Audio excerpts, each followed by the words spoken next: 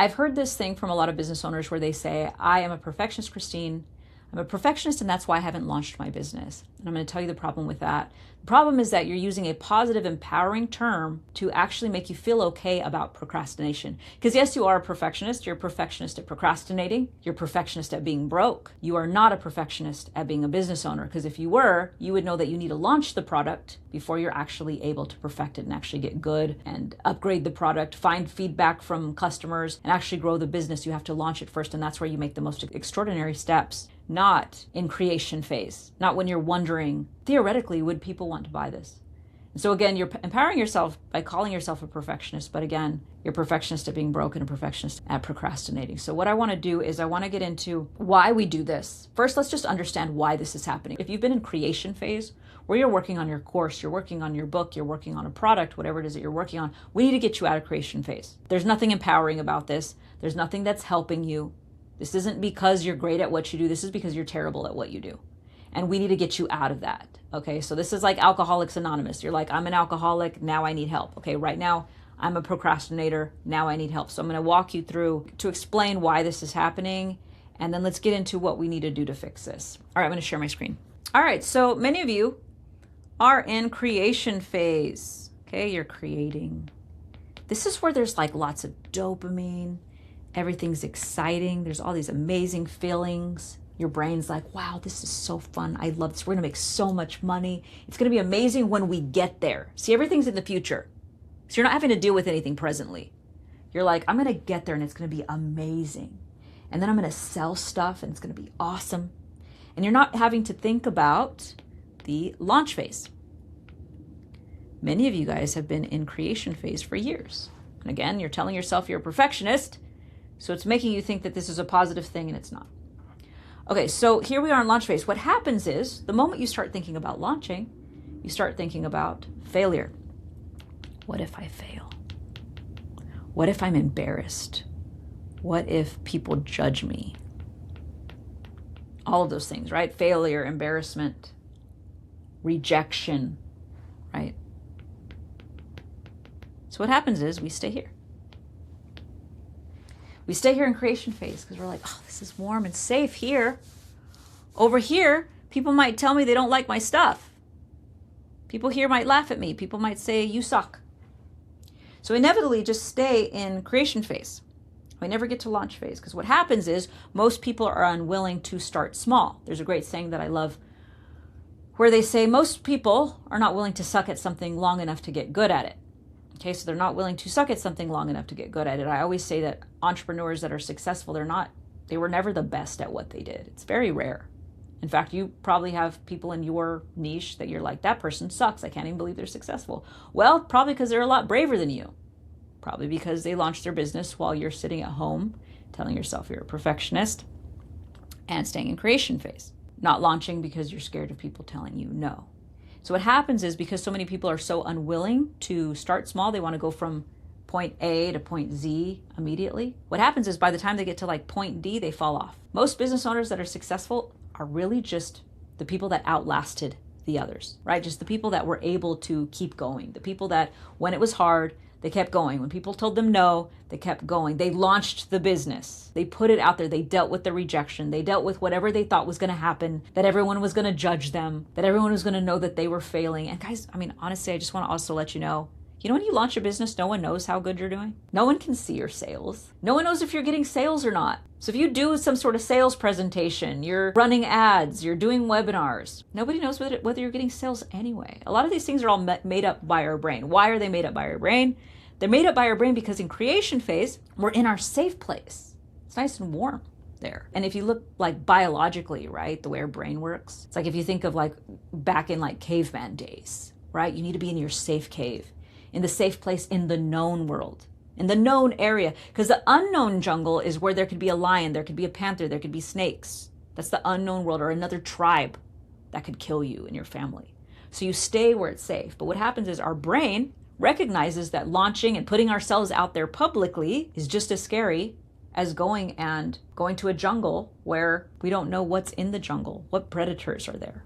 So really when we start there, right, most people are not willing to even start small. They're not willing to suck at something. And so what happens is they never start. And then they judge the other people. They literally start saying, so-and-so sucks. I don't know why they're so successful. I don't know why this guy is actually making money. Well, they had the balls to put themselves out there and you didn't. They were willing to launch it and then they get feedback. Because what happens is, like, I remember when I launched my first course, I got feedback and the guy was like, I really don't like this. And he told me why. He said, your course, there's videos all over the place. It's not in order. I said, okay, I fixed it. And the next time I launched my course, I made $4,500 in a day. And I remember that was so crazy to me. Like, that was the most money I'd ever made in my life in a day. That was just the coolest thing. And I made it from my laptop, right, as a coach. I thought that was the coolest thing. That was after I launched, got feedback, and then adjusted. A lot of you, because you're in creation phase, you're hypothetically coming up with things that might hypothetically sell. Theoretically, if people want my product, I'll go make money, but you don't even know. Because again, even if people are telling you what they want, they're not buying it. People vote with their credit cards. In fact, the people that tell you what they want are people who will likely never buy. The people who are really loud in the room, they're like, if you did this, I would buy it. You'll see the moment you launch it, they don't. The people that buy just buy. They buy, and you'll notice what people want by checking your credit card, right? So you're staying in creation phase because it's safer. You're staying in creation phase because you're unwilling to start small. The people that are unwilling to start small and just literally stay in that phase, sometimes it could be a painful years. I remember it took me 2 years. It took me 2 years to get my first sale in my business. I've done millions of dollars online now, but I didn't know. I didn't know it was going to happen. I didn't know if I didn't go do something that life sucked. If you know anything about my story, I was living in a garage. I was 5 months pregnant. I'd separated from my son's dad and I was living in a garage. It was hot. It's not fun. Or cockroaches. It just wasn't a good situation, right? It wasn't the most inspiring moment for me. I just sat there going, what's worse? You know, rejection or being stuck in this life? And so for you, a lot of people don't even think about that. What's worse? What's worse, just like waiting and never even finding out if you could have succeeded? Or rejection from your peers? What's going to rejection even look like? Maybe some people on Facebook might quietly not like you, but really, are they? Like, if you put yourself out there, let's say you're a coach and you're saying, hey, I can help you with your marriage. If someone disapproves of it, what's that going to do to you? Suddenly you're going to your house is going to burn down. All your friends are going to not want to be your friends. None of those things are going to happen. But your brain goes into this place because it's public, into this place where it's like, but if the tribe doesn't like you, they're going to leave you in the middle of the night and you're going to be stuck on your own. But we're not living in those worlds anymore. There's a story that I always like to tell that you've probably heard. We've all heard when we were kids. You know the tortoise and the hare? You remember the tortoise and the hare? One thing that I want to share is small steps that you take. You don't have to take huge leaps and bounds, but small steps that you take every day compound over a long time. So if you're taking little baby steps, so much can happen with little baby steps. In the story of the tortoise and the hare, there's a little turtle, and the little turtle enters a race with a rabbit, right? And the rabbit speeds past the turtle, and the turtle's just making these little steps, but he's slow and steady. And the rabbit's like, hey, you're a loser. I'm going to beat you. Look at you, you slow turtle. You know, he's going. Well, the rabbit gets cocky and he falls asleep under a tree. And the turtle keeps going. He just keeps taking these steps. And eventually, when the rabbit wakes up, the tortoise is crossing the finish line and he wins. My whole life, I've felt like I've just taken a lot of small steps. I don't take a lot of big steps. I'm not the one in the room that always does the best, the fastest. But for me, I'm quiet. I sit in the back, I learn, and I start implementing. That has changed my life in ways that I went from living in a garage to being a self-made millionaire online as a single mom. So the statistics were not there, right? It's not like, oh, well, you have a high percentage of becoming a multimillionaire in your 30s. No, the stats weren't there. But when you launch a business and you take action, those stats change. When you're an action taker, now your stats go up dramatically because most people are not action takers. Most people get excited. The rabbit, he's literally excited for 4 days. But what happens is when you're excited and you just stick with it, like consistency for months, a lot of things change. And it compounds. So for example, if I give 1 hour a day for 90 days, that's 90 hours towards something, whether that's my marketing, whether that's sales, whether that's I'm cold DMing people. Whereas someone else who might be excited their first day, they give 8 hours, or second day they give 5 hours. Maybe by the end of the week they've given 30 hours when they drop off because they're giving a little bit less as their enthusiasm declines. And by the second week they're done. The difference has been that what has made me successful in this is not like a presence of more skill or knowledge or resources. Remember, I was living in a garage 6 years ago, and then I moved to the middle of nowhere with no Wi-Fi. So I had no Wi-Fi. I actually did a few $1 million without ever having steady internet or cell phone service. So I used to drive 10 miles into town and work on my business. I'd upload little videos and that sort of thing. So I didn't even have Wi-Fi. What happens though is I did a little bit every day. I'm raising a newborn. I wasn't getting any sleep, okay? Like I was so stressed out. I had a rash all over my body. Sometimes I couldn't even speak. My voice would disappear. I was having a very, very hard time, and it was manifesting in me physically as well. But I still kept going. And if I had 20 minutes that I gave 20 minutes. And just like the turtle, I gave as much as I possibly could. Okay. And all I can do is he could only move like this. That was all I could do. But I consistently kept moving. It's really about continuing to move forward as an entrepreneur. Okay. It's taking that step and saying, I'm not going to be scared. And also accepting that I'm going to fail. People are going to say no. People aren't going to like it. Customers are not going to be happy. It's going to happen. But I just take what they tell me and I just perfect this as I go. I'm a perfectionist because I've launched, because my products weren't perfect, because I know I'm not optimizing for the product to be perfect immediately. I'm not optimizing for me to know everything at the beginning. I'm optimizing for a profitable business. And if I'm optimizing for a profitable business, that means I need to launch it quickly. And I learn and I take exponential steps as I move forward. And in fact, I was reading this book recently, and I came to a few pages because I'm really passionate about this stuff, about not procrastinating, about putting stuff into action and taking small steps. Dr. Benjamin Hardy is one of my favorite authors. He wrote a book called Be Your Future Self Now. So he talks about how you can become like the future version of you and operating from that space. Could really align with that in my mind, I'm like a billionaire. I'm like, I see it. And so I operate in a sense of that I hold myself to really high standards, and I put myself in rooms where I'm very uncomfortable, where I'm the least successful person in the room. But it forces me to take these huge steps, because if I'm the least successful and everyone around me is doing this, then guess what? My mentality, my decision making, my idea of what's possible raises exponentially than when I'm in a room where everything is comfortable, right? Our creation phase where it's comfortable and safe. And he talks about, and this is what I want to get into because I really like the way he worded this. He says, commitment to your future self means investing in loss or failure here and now to accelerate progress. So again, that means launching now, and investment in loss. I like this, okay? So losing, entering a race where you're the worst person in the room. But what happens is, guess what? You start training like them, you start eating like them, you start doing things like the winners, because that's who you've surrounded yourself with. Because you've invested in losing and invested in being the worst in the room and being bad. Because guess what happens? That growth accelerates so fast. 1 year is going to happen anyway from now. 2 years is going to come anyway. Where do you want to be? I love that he says this: the more willing you are to invest in momentary loss and pain directed at a goal, the faster you'll adapt to the level of your future self. And he goes on to say, people naturally avoid investing in loss. It's comfortable doing something you can already do. How many of us are like, I teach AI. This is something that I get into a lot, where people are like, well, I want to keep doing the old thing that I've been doing. Blockbuster is a great example of that. Blockbuster said, we just want to keep renting VHS tapes and DVDs. Netflix came around and they were streaming, and they actually said, hey, you can buy us. I believe it was like $300 million or $30 million. I don't remember the exact price tag.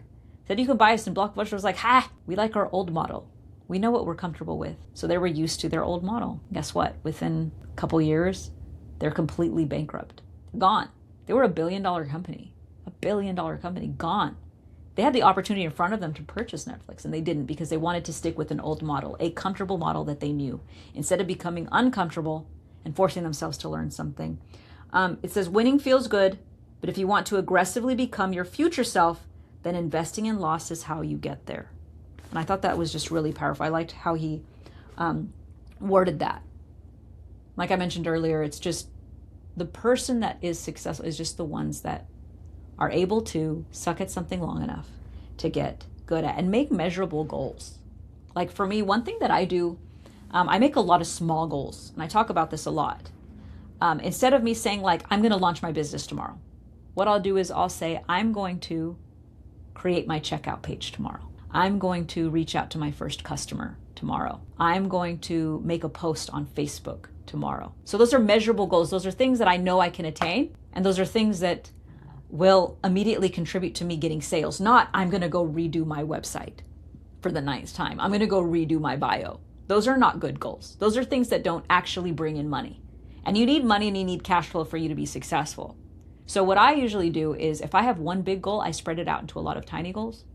So let's say I have like 30 days of goals that I need to, let's say I have 30 days and I want to make my first $1,000. Then in those 30 days, I'm going to only do things that I know are going to contribute to sales, not redesigning my business card. No, I'm going to reach out to my warm clients. I'm going to reach out to people I know and see if they can hire. I don't need a website to reach out to people I know and offer my services. I learned that from door knocking. You're just reaching out to people that you know already, calling businesses that are around you. I used to go business to business sell. I've sold everything: burritos, cologne, perfume, everything that chips, gift baskets, salsas, burritos, Capri Suns, chocolate, caramel apple suckers. I've sold all of it going door to door. And you have the ability to go straight to people and not wait for people to come to you. Because what's going to happen is you're waiting for people to come to you because you're scared of the launch phase. You're scared of rejection. You said you're waiting for people to come to you, and that's going to dramatically slow you down. It is likely that you will never become successful because of that. Another big thing that I want to kind of just touch on too is a lot of people will say like, but Kristine, I'm not really confident. How did you get confident? Okay, there's two things that I want to share there. One, I had a kid that if I didn't sell, he didn't eat. So that was it. Like, let's just start there. Okay, so it was actually like a blessing because it made me launch. It made me do it. So a lot of people are like, I can't believe you did what you did and have made so much money when you were like a single mom living in the middle of nowhere with no Wi-Fi and cell phone service. Like it just no steady Wi-Fi and cell phone service. I say, actually, that's what made me successful. So many of you here also like to come up with excuses as to what challenge is holding you back.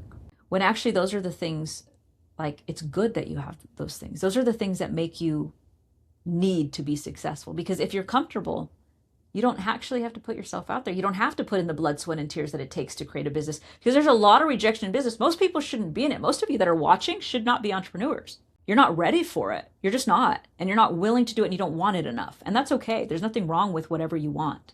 But to be like, I don't want rejection and I don't want failure, but I want a successful business, those two things can't exist simultaneously.